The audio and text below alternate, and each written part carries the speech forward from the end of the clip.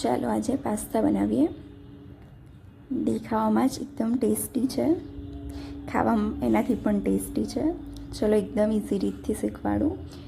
આ પાસ્તા મેં ઘઉંના લોટના લીધેલા છે, બની શકે તો તમે એનો ઉપયોગ વધારે કરો।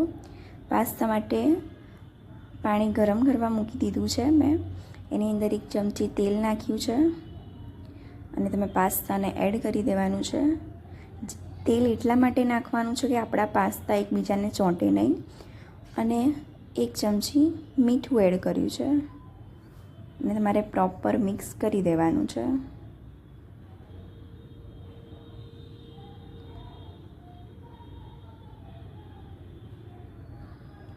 પાસ્તા આપણા થઈ ગયા છે, બફાઈ ગયા છે, અને સાઈડમાં એની અંદર જ તમે વટાણા પણ એડ કરી શકો છો બાફવા માટે।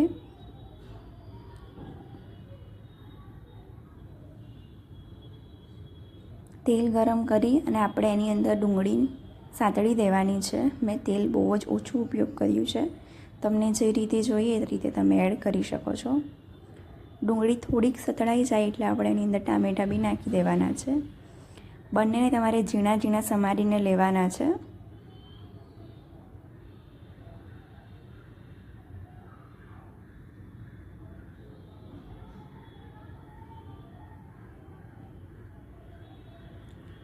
તમારી ડુંગળી અને ટામેટાં થોડાક ચડી જાય પછી આપણે એની અંદર લીલા મરચાં મેં નાખ્યા છે, વટાણા નાખ્યા છે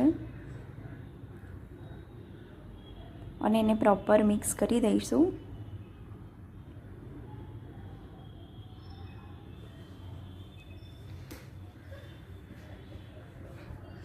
એ મિક્સ થાય પછી આપણે પાસ્તા અંદર એડ કરી દઈશું। પછી આપણે પાસ્તા મસાલો એડ કરી દઈશું।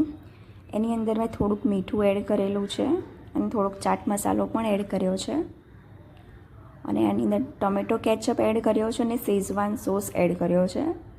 અને તમારે વધારે સ્પાઇસી ખાવું હોય તો પણ તમે એડિશનલ થોડું શેઝવાન સોસ એડ કરી શકો છો, અધરવાઇઝ તમે લાલ મરચુંનો ઉપયોગ પણ કરી શકો છો।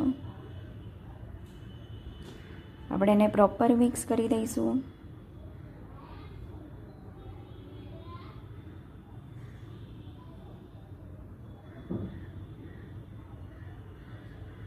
અને 1 જ મિનિટ માટે આપણે ગેસની ઉપર થવા દઈશું, પછી ગેસની ફ્લેમ આપણે ઓફ કરી દઈશું।